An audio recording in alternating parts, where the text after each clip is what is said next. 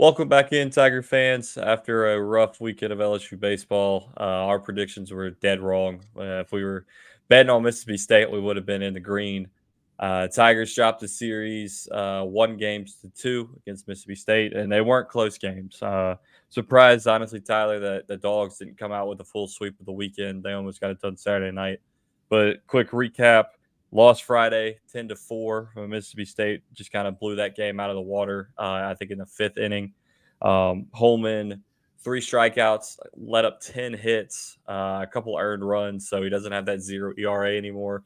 But maybe a wake-up call for him. The issue is he's throwing strikes and they're hitting strikes. So I got to paint the corners a little bit. Saturday, which started out as a wow, okay, LSU flushed the laws, they're up 9-1 early, and then they just couldn't hit the ball anymore, and the pitching started to fall apart. They ultimately get that win, 9-8, to kind of salvage a 1-1 series. And then Sunday, the wheels fell off. We get run ruled by the Bulldogs, 15-5. Tyler, uh, question. I mean, it's early in the season. Is it time to hit the panic button? What are your thoughts after seeing the team this weekend? I think it is. I know it's only one weekend, but look at the schedule coming up. We talked about in the preseason, it's an absolute gauntlet, and this was supposed to be one of the easy series that we looked at. Well, it's not easy. I think that a lot of people, even the media, doubted Mississippi State. I think that Mississippi State and Ole Miss honestly won the weekend in the SEC. You know, Mississippi State getting a huge victory against LSU, and then Ole Miss sweeping South Carolina. So the Mississippi schools might have gotten their swagger back this weekend. We'll have to keep an eye out on both of those teams. But for LSU's sake, honestly, this could have easily been a sweep. I mean, you were lucky to get that Saturday win. You were up, like you mentioned, 9-1. And then, like we saw in last year's game against Mississippi State, you had a big run lead, and then Mississippi State's offense just kept fighting and clawing their way back. But yeah, really Friday's game, you got out to a 3-1 lead. You know, you had Josh Pearson and Tommy Tanks hit those 2 home runs. You're up 3-1. And you know, with Luke Coleman on your mound, they're like, all right, that should be enough. But yeah, Luke Coleman, like you mentioned, didn't have his best stuff. Gave up 5 earned runs. Mississippi State, I mean, whenever they got it tied 3-3, then their offense, like we saw on Sunday, and then the comeback on Saturday, like Mississippi State's offense really was just raking all week, and everything that LSU was throwing on the mound, Mississippi State had an answer for it. You know, Gage Jump was probably the best starter out of the weekend. Thatcher Hurd, once again, a rough start for him, gave up 7 runs. So who knows if Jay Johnson's going to tinker around with the Rican rotation. You'll probably have Luke Holman and Gage Jump as 1 and 2. You saw Cade Anderson come in. Not his best stuff, but he's a freshman. This is his first really road experience in a hostile environment in the SEC. So everything that went wrong did for LSU, especially even in the win. Like, it was an ugly win. Yeah, It was a got to give clinging to credit to this. Mississippi State. I think that's going to be a team down the line that is going to surprise some people in the SEC. Yeah, I mean, I guess to disagree with your point on hitting the panic button now, I would hold off on pressing that button just yet. Your hand's hovering over it, right? You've got the nuclear codes in your pocket and you're ready to smash it. But it depends on what happens against Florida coming up this weekend. The Tigers. I mean, and in the midweek game, we play Louisiana Tech, and that's been historically a pretty good team and also a problem for LSU during the midweek games. But what concerns me is a stat that I'm about to read to you. Between the 3 starting pitchers and Holman, Jump, and Hurd, they allowed 13 earned runs and 13 and a half innings pitched. That's not going to win you many games. Whole pitching staff as a whole surrendered 33 runs in the series and at least 10 hits in every game. I think, yeah, 5 home runs, 12 extra base hits, and 41 hits in total given up in the series. So, Jay Johnson, he was quoted, they took advantage of our pitcher being able to throw strikes, which as a pitcher, you want them to throw strikes, right? But you don't want them to leave it up, miss over the middle of the plate. And that was the issue this weekend, was those misses were left over the middle of the plate, and Mississippi State's got a lot of power. I think his name escapes me, but I wish we would have taken him out of the transfer portal. He decided to go back to Mississippi State. Dakota Jordan. Yeah, Dakota Jordan absolutely was Yeah, raking the ball. raked. He was that was a problem for LSU. So I think as the pitching staff, you can't, you're going to make bad pitches, you're going to miss, but the issue is where your miss is at. You wanted to miss on the outside of the plate where they can't really attack the ball. And definitely don't leave it in the middle of the zone where they can barrel up the baseball. So that's a concern, right? Um, Rotation wise, I think you don't go away from Luke Holman or Gage Jump, but I think Sunday maybe you visit a change in Thatcher Hurd because you saw the benefit he had last year going to the bullpen. He was a great bullpen reliever towards the end of the season, but he didn't have his best stuff when he was starting on the mound. But the issue is that it's been announced that Javen Coleman is starting tonight's game against Louisiana Tech. I keep saying La Tech. That's who we're playing tonight, right, Tyler? It's Yep. Louisiana Tech. Okay. Uh, so you don't expect to see him start Sunday, but maybe that opens the door for a Cade Anderson. But I don't know. I think it depends on how the series is against Florida.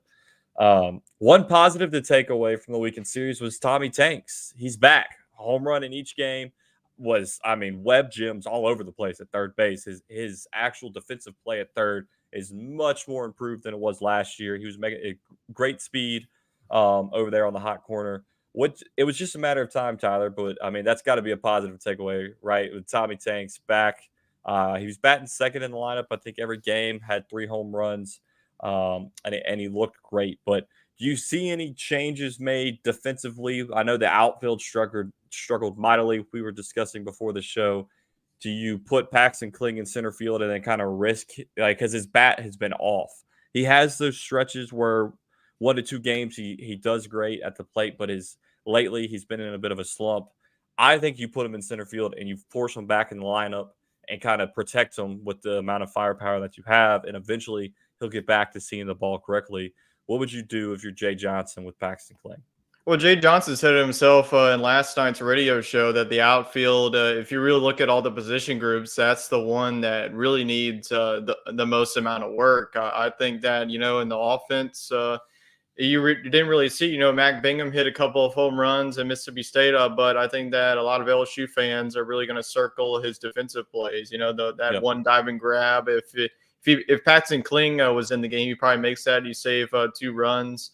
But you tinkered with Brady Neal. I honestly like Brady Neal in right field. I think he did fine.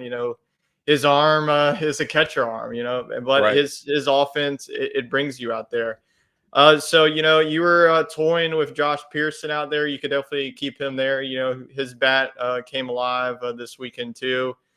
So I think that Paxton Kling, he's definitely one of your better outfielders on the defensive side.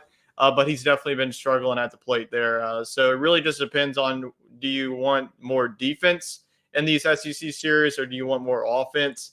To me, I think you want to go with defense. I think you put back in Paxton Kling in there in center field, and then maybe tinker with either Josh Pearson or Brady Neal in right field. But I think that Mac Bingham is your automatic outfielder where you put him in right, put him in left field. So yeah, I think that the outfield positioning is definitely where, if you really look at on the offensive side and defensive side too, is really where you can toy around with it. But in the infield, I don't think that the infield is going to change much. Jared Jones is going to stay at first. Tommy White, we saw him have one of his best weekends of the season so far. And then you'll have Stephen Milam and Braswell too. Braswell had some clutch hits when you didn't really get much clutch hits. I mean, Yeah. whenever you had runners in score position and you really could have put this thing out of bed, LSU really dropped the ball, especially on the offensive side, and I'm leaving too many runners on base.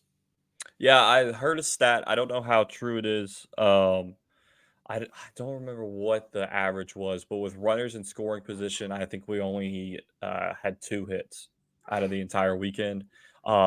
Our batting average against left-handed pitchers, I think it was .073. That's abysmal. I mean, that just shows teams, hey, throw a lefty on the mound, which LSU struggled last year against left-handed hitters early in the season. So that's definitely got to be addressed during practice during the week. To circle back to Brady Neal in right field, I kind of like it, but I guess he's got to be in the batting lineup no matter what. I think he brings too much offensive firepower to the team.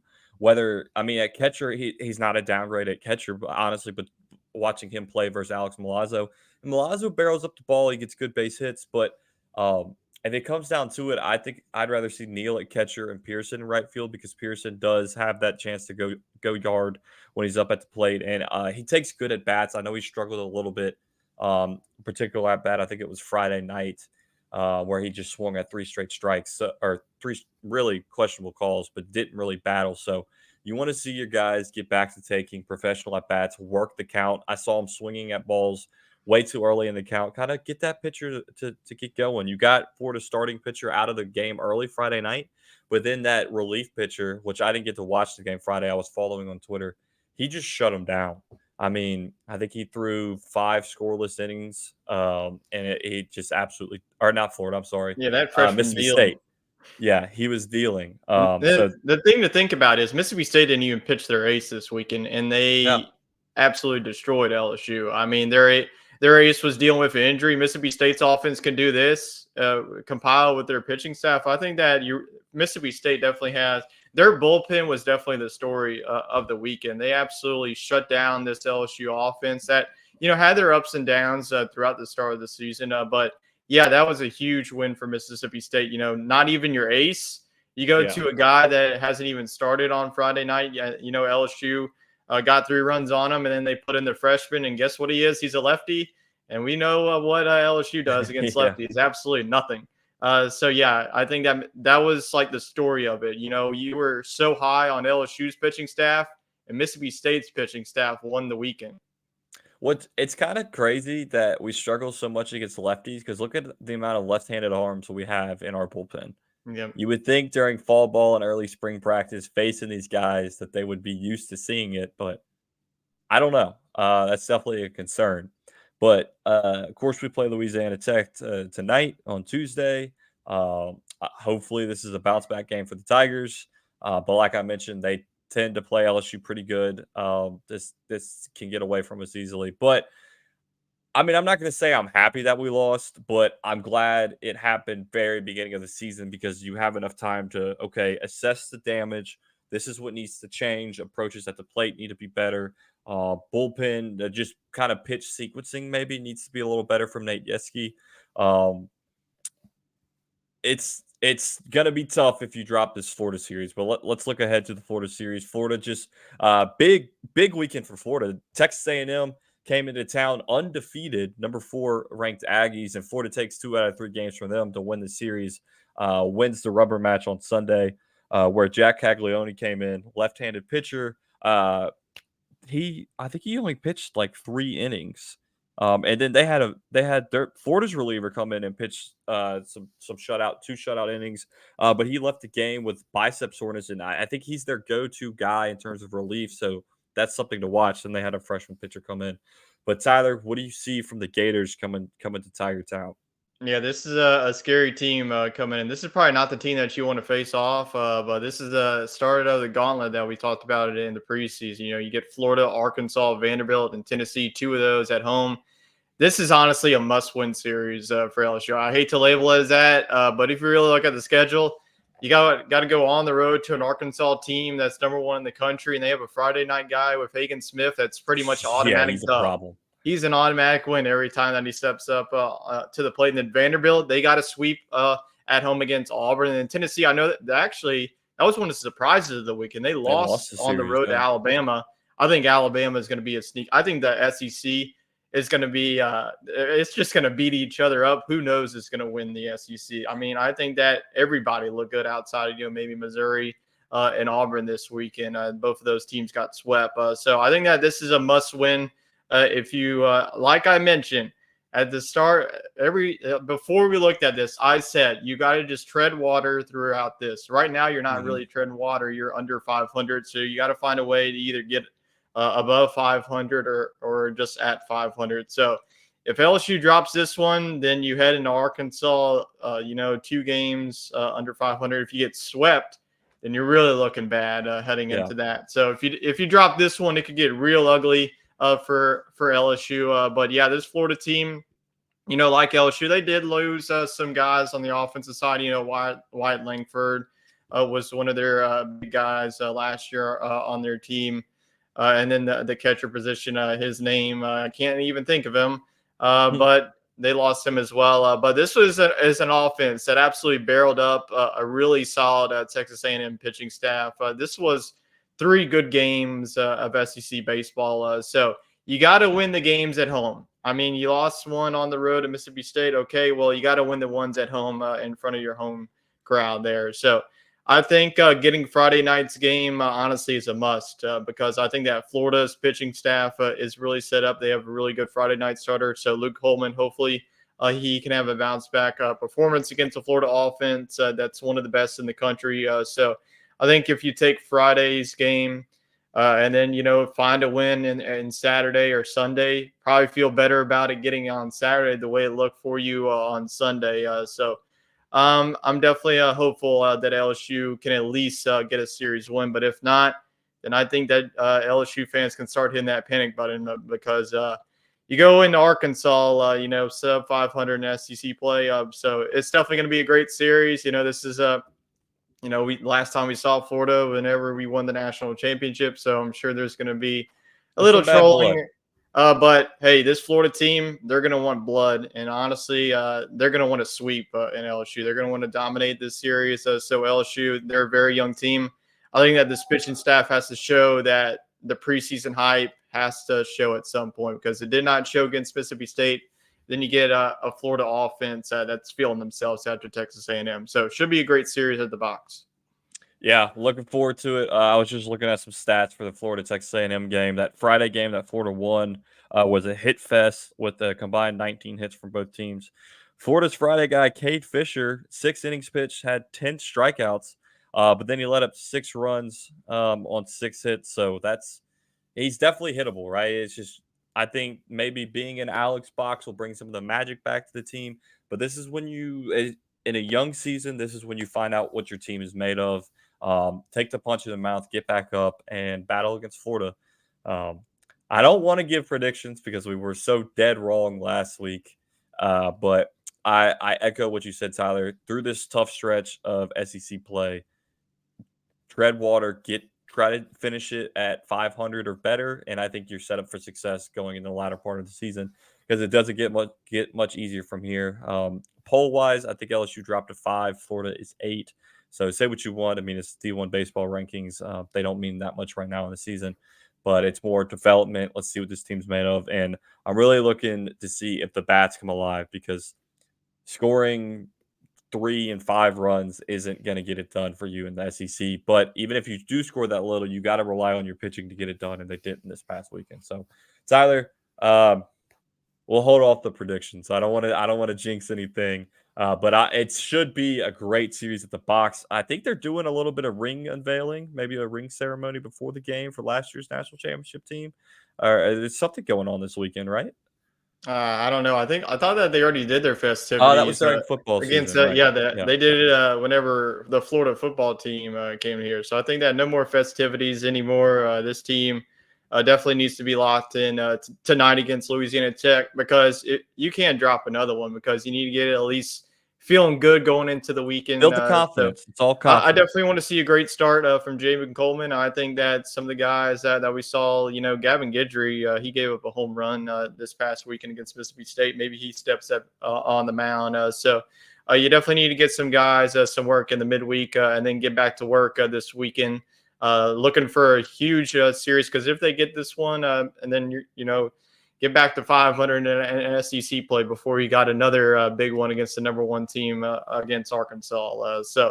Like I mentioned, hopefully the fans show out and support this team even after a rough weekend in Starkville. It's never easy to win at Duty Noble Field. So hopefully LSU can get back on track against the Gators.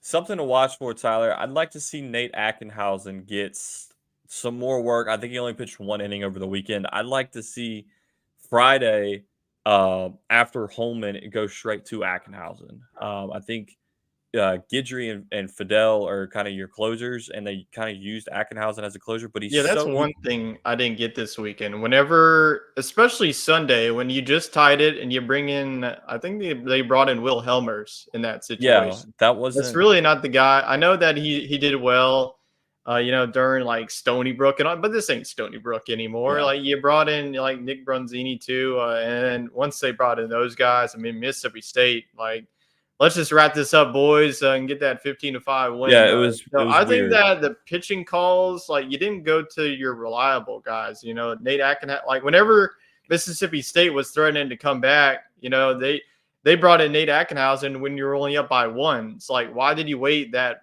Yeah. long? Whenever, like, if one swing of the bat would have tied it or won the game for the Bulldogs. So I think some of the going to some of these guys who really He's like trying to get going work early in the season, and I going to understand Christian that. Little too. Like, I mean, you got to go with the guys that you really trust. Yeah, and that's your Griffin Herring, your Nate Ackenhausen, your Gavin Guidry. Fidel's looked great. Who else am I mean, Aiden Moffat has looked good, and then Jay Johnson mentioned on his radio show that he wants to see him more. Cam Um, Johnson too. He wants to see more of. I yeah, but from his struggles so far, I don't know if you put him in a high leverage You got to be up situation. big for that. Yeah.